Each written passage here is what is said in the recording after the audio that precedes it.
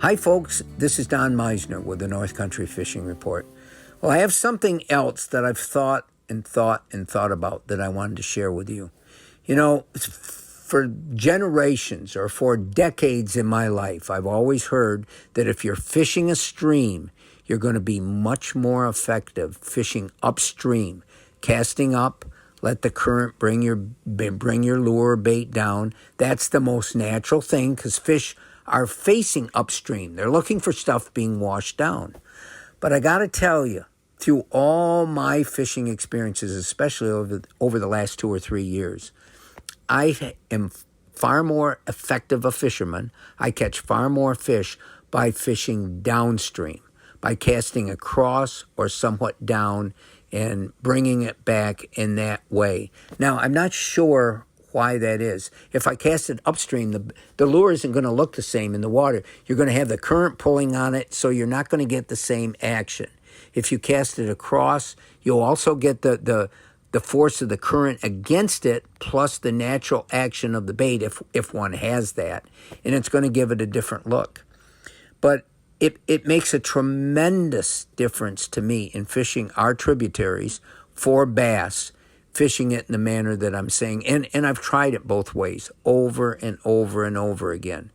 The other thing, though, in fishing downstream, I want to tell you, if you're upstream of something and it's facing upstream and you're coming down, any disturbance that you make is going to be washed down to the fish.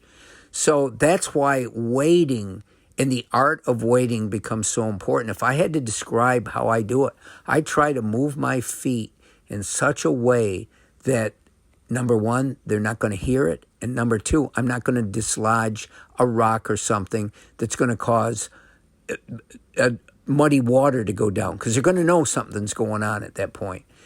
Patience in my type of fishing is everything. Now, a lot of the pros do it differently. They're moving constantly, fishing new water. But I've found I sort of mimic or try to pattern myself after the blue heron. And I've watched how they fish, and they'll stay in one place for a long time and not move, because apparently instinctively they know that place has food. And if they're patient, that food will come to them. And for me, it's more not that the fish are really going to come to me, but they often do. Once they get used to me being there and not moving, then they just think I'm another rock or something, and they'll start coming in and around me, and I can catch fish a foot or two in front of me. But my point is that our presentation and our approach can mean everything between being successful or not successful. I've told you so many times about fish that are laying tight to cover. You've got to cast right up to them a lot of times. And if you can't present your lure where the fish are, they're not going to come and find it.